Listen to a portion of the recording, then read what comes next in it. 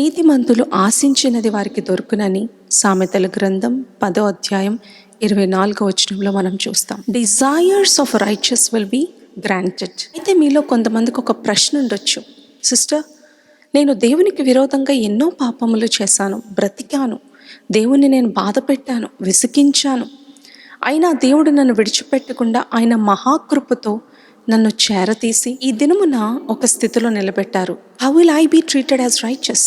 నేను ఎలాగూ నీతిమంతుడిగా అవుతాను?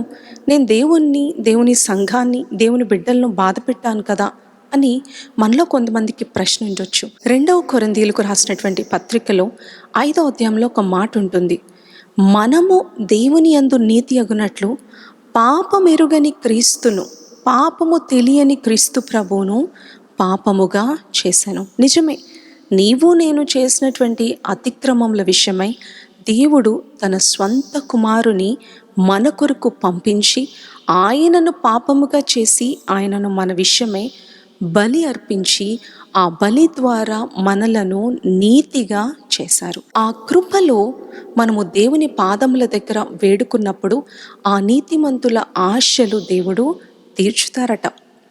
హన్నా దేవుని సన్నిధిలో కుమారుని కొరకు వేడుకున్నారు. హిజ్కియా నాకు ఆరోగ్యము కావాలయ్యా, ఆయుష్ కావాలని వేడుకున్నారు. సొలొమోను, ప్రభా నాకు అధికమైన జ్ఞానము కావాలని ఈ నీతిమంతుడు దేవుని దగ్గర వేడుకున్నారు. దావీదు అయితే, ప్రభా ఈ సన్నిధిలోనే ఉండాలి. నెహెమ్యా అయితే, నేను మరలా తిరిగి ఈ యెరూషలేమును కట్టించాలి. అయితే మనం ఆశించే ఆశలు ఎలా ఉండాలంటే అవి దేవునికి ఇష్టమైనవిగాను, పాపముతో మిళితము లేనివై, అపవాదికి సంబంధము లేనివై ఉన్నప్పుడు దేవుడు వాటిని నెరవేర్చుటకు సిద్ధంగా ఉన్నారు. ఈ వాగ్దానాన్ని ఎత్తిపట్టి ప్రార్థన చేయండి. దేవుడు మాత్రమే మనలను నీతిమంతులుగా తీర్చిదిద్దగలరు.